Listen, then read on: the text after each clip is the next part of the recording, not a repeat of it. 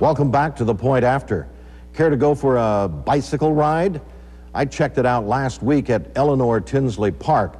I mean, we're talking about some folks who are in really great shape when it comes to cycling.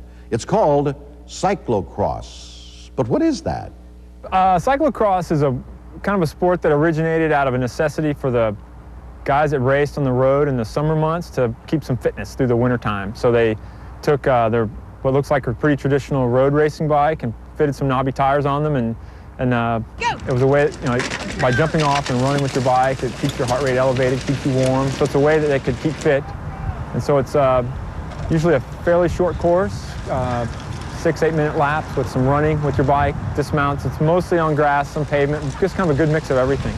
For me, it's just the simplicity. It's a bike, a machine that you're the power, the speed that you can generate with that machine or that bicycle, the distances you can travel. And for racing wise, there's like a chess game within a race. The strategy, and it's not just fitness. It's you have to think, and so there's a little bit of everything. Come on, man! Come on!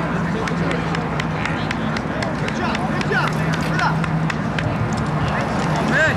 He's done so much for cycling in this country and raised awareness, just bike riding in general, not racing. It's more and more people know about racing and riding, and so I mean it's fantastic what he's done for the sport in this country for sure. We'll certainly see every year that's an Olympic year, you see the interest, just like with most of the Olympic sports, but you'll see the interest really pick up, and sponsorship dollars come into the sport a lot more. But definitely it's a great sport in the Olympics as well.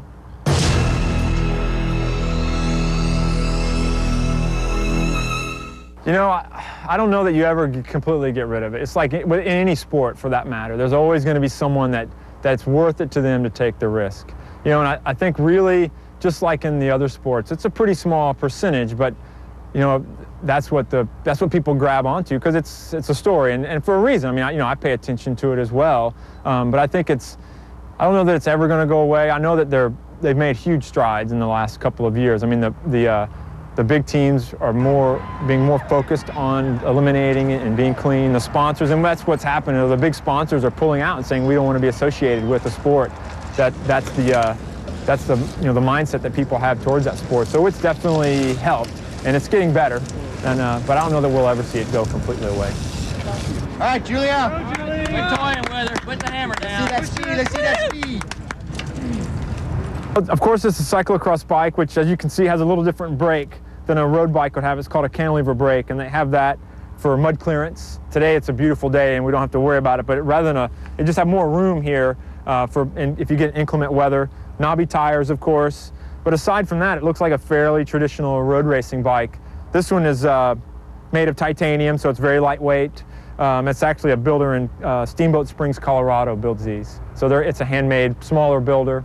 But it's fun. This type of course, they are a real lot of fun to ride on.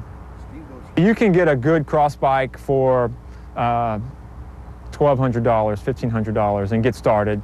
And then just like with any sport or activity, it just goes up to pretty high levels from there.